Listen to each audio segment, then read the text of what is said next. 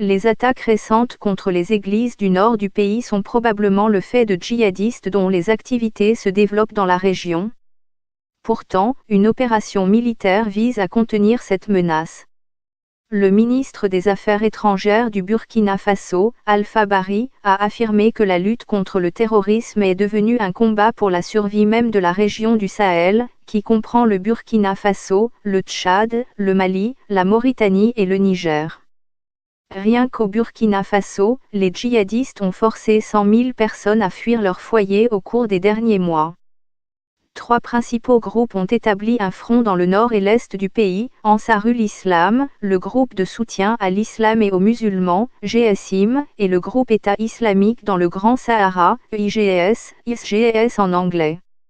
L'une des attaques les plus audacieuses de ces dernières années, le siège en janvier 2016 d'un hôtel de luxe qui a tué 30 personnes dans la capitale du Burkina Faso, Ouagadougou, a été menée par Aluminium Qaïda au Maghreb islamique, AQMI, qui a depuis fusionné avec 2 autres groupes djihadistes, Ansar Dine et Aluminium Mourabitoun, pour former le GSIM.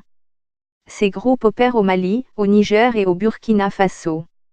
Ils ont été à l'origine de 2 autres attentats à Ouagadougou sur un café en août 2017, au siège de l'ambassade de France et à l'état-major des armées en mars 2018.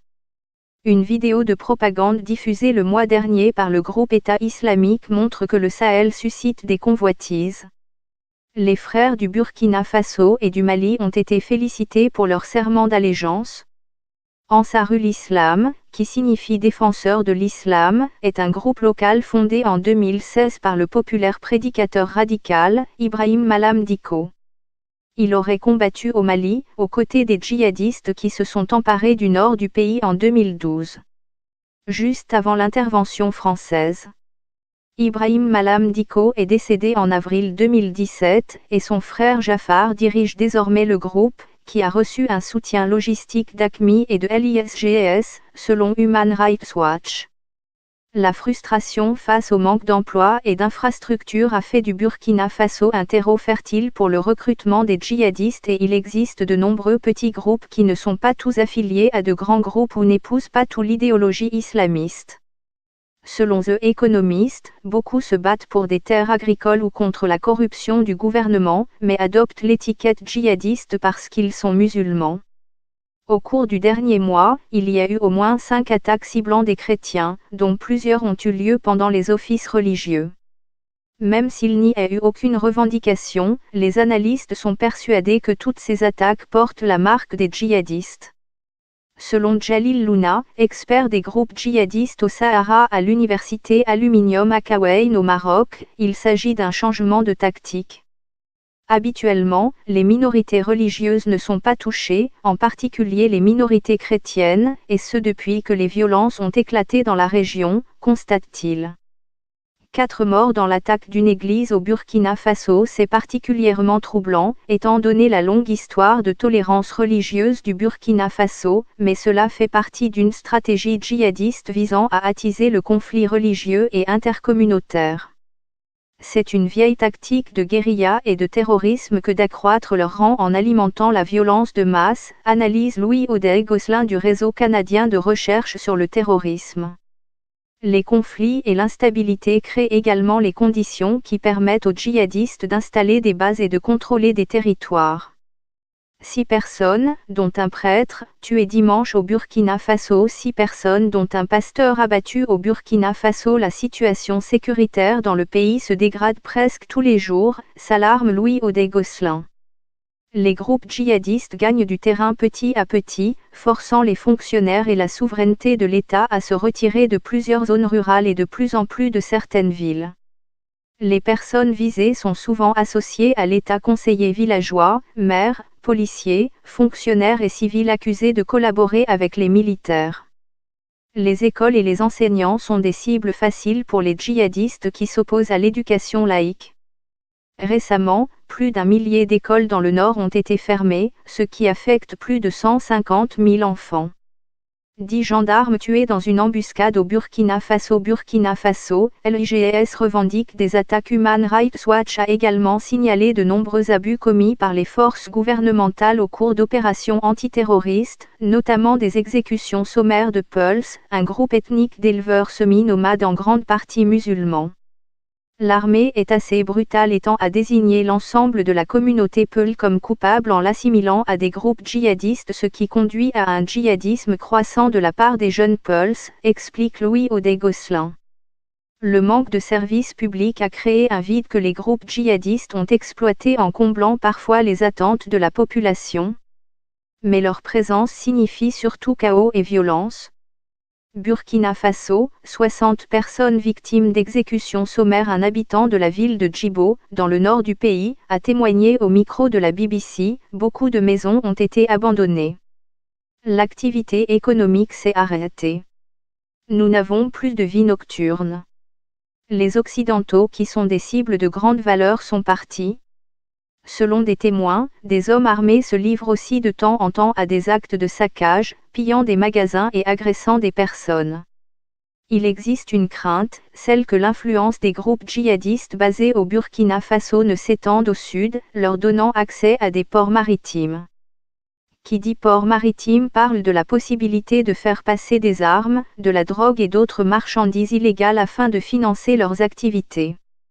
Dans la lutte contre le terrorisme, le Burkina Faso est une barrière entre le Sahel et les pays côtiers. Si cette barrière est brisée, ses voisins seront touchés, prévient le ministre des Affaires étrangères du Burkina Faso.